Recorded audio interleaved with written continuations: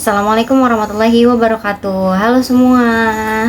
Kembali lagi dengan saya Alifa Naila Alfarafisya dengan NIM 2313404131. Baik, seperti biasa saya akan mengulas apa saja yang sudah kami lakukan pada mata kuliah Public Speaking yang diampu oleh Bapak Adi Kusuma. Nah, pada pertemuan ke-11 kemarin seperti biasa kami sebelum memulai pembelajaran, kami melakukan doa bersama terlebih dahulu. Kemudian setelah doa bersama, seperti biasa kembali sebelum memulai presentasi kelompok, Pak Adi menunjuk 3 orang untuk menunjukkan kemampuan public speakingnya di depan kelas. Ya, yang pertama itu ada Ika Septiani. Nah, Ika itu berpidato mengenai sholat. Kemudian yang kedua itu ada saya sendiri, Alifa Naila Alfarafisya. Saya membahas mengenai overthinking dan tekanan media sosial. Dan yang ketiga itu ada Apriani Sri Mulyani yang menjelaskan mengenai public speaking. Nah, setelah 3 orang itu maju,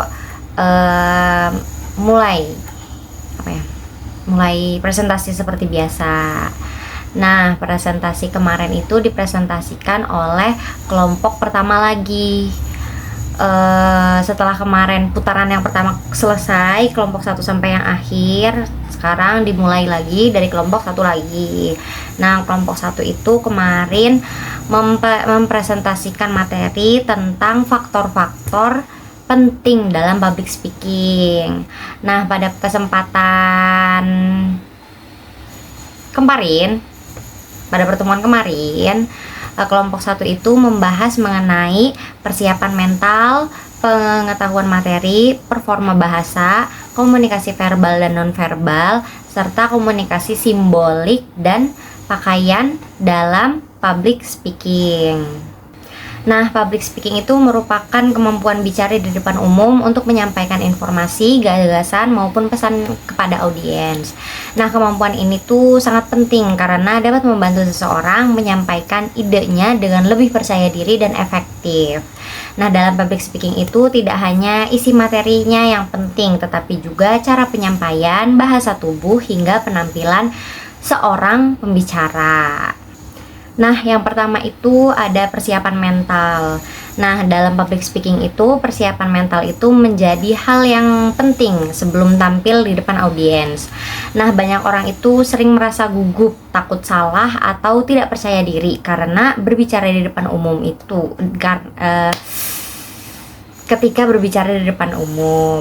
Nah, oleh karena itu, sebagai seorang speaker perlu menyiapkan mindset yang positif sebelum tampil. Dengan berpikir positif, seseorang itu akan lebih tenang dan percaya diri saat menyampaikan materi. Nah, selain itu, rasa gugup dan kecemasan juga perlu dikelola dengan baik. Nah, gugup itu sebenarnya adalah hal yang wajar, tetapi jangan sampai rasa gugup tersebut menghambat penyampaian pesan. Nah, salah satu cara mengatasinya itu adalah dengan latihan, menarik nafas dalam, dan mempersiapkan materi dengan baik. Nah, persiapan mental juga membantu membangun rasa percaya diri sebelum berbicara. Nah, semakin sering seseorang itu berlatih, maka semakin siap juga dirinya menghadapi audiens. Fokus utamanya itu dalam public speaking, bukan hanya pada rasa takut, tetapi juga pada tujuan penyampaian pesannya kepada pendengar. Selanjutnya yaitu pengetahuan. Nah, dalam public speaking itu seorang pembicara itu harus menguasai materi secara mendalam sebelum tampil. Nah, hal ini tuh penting supaya penyampaian materinya itu menjadi lebih lancar dan meyakinkan. Jadi speaker itu memahami isi dan tujuan materi yang disampaikan. Nah, maka audiens juga akan lebih mudah memahami pesan yang diberikan oleh speaker. Nah, kemudian materi juga perlu disusun dengan dengan struktur yang jelas, mulai dari pembukaan, isi, hingga penutup. Nah, penyusunan yang teratur itu akan membantu audiens mengikuti alur pembicaraannya dengan baik. Nah, selain itu, penggunaan data, fakta, dan contoh juga penting untuk memperkuat pesan yang disampaikan Nah, dengan adanya contoh nyata, audiens akan lebih tertarik dan mudah memahami materinya. Nah, pembicara juga harus menyesuaikan materinya dengan kebutuhan dan karakter audiens. Nah, contohnya nih, cara penyampaian kepada mahasiswa tentu beda ya dengan cara penyampaian kepada anak-anak. Nah, oleh karena itu, latihan dan persiapan sebelum presentasi itu sangat diperlukan agar penyampaian materi juga menjadi lebih maksimal gitu. Nah, berikutnya yaitu performa bahasa. Nah, dalam public speaking, bahasa memiliki peran yang sangat penting karena bahasa menjadi alat utama dalam penyampaian pesan kepada audiens. Nah, salah satu aspek performa bahasa adalah pilihan kata atau diksi. Seorang pembicara harus memilih kata yang mudah dipahami, sopan, dan sesuai dengan situasinya. Pemilihan kata tepat akan membuat pesan lebih jelas dan menarik untuk didengar. Nah, selain itu diksi. Nah, selain diksi, struktur kalimat juga perlu diperhatikan. Kalimat yang terlalu rumit dapat membuat audiens bingung, sehingga sebaiknya menggunakan kalimat yang lebih jelas dan teratur. Nah, intonasi suara juga menjadi bagian penting dalam public speaking. Intonasi yang dapat membantu menekankan bagian penting dari materi dan membuat audiens itu tidak mudah bosan.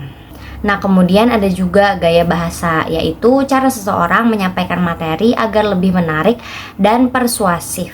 Nah, dengan demikian, public speaking ini dapat dikatakan sebagai seni dalam menggunakan bahasa untuk mempengaruhi dan menyampaikan pesan kepada orang lain. Nah, selanjutnya itu ada bahasa verbal dan non-verbal. Nah, bahasa verbal itu merupakan komunikasi yang menggunakan kata-kata, baik secara lisan maupun tulisan. Nah, dalam public speaking, bahasa verbal itu mencakup pilihan kata, susunan kalimat, serta cara menyampaikan ide agar terdengar jelas dan logis. Nah, selain itu, volume suara dan intonasi juga termasuk dalam komunikasi verbal. Speaker perlu menyesuaikan volumenya agar dapat didengar oleh seluruh audiens dengan jelas. Nah, sedangkan bahasa nonverbal itu adalah komunikasi tanpa kata-kata seperti bahasa tubuh, kontak mata, ekspresi wajah, postur tubuh, gerakan tangan. Nah, bahasa nonverbal ini sangat penting karena dapat memperkuat pesan yang disampaikan. Misalnya, kontak mata dapat menunjukkan rasa percaya diri dan membuat audiens merasa diperhatikan. Kemudian ada ekspresi wajah yang sesuai juga membantu audiens memahami emosi dan maksud dari pembicara. Nah, selain itu, gerakan tangan dan postur tubuh yang baik dapat membuat penyampaian materi terlihat lebih hidup dan meyakinkan. Nah, kemudian yang terakhir itu ada komunikasi simbolik dan pakaian.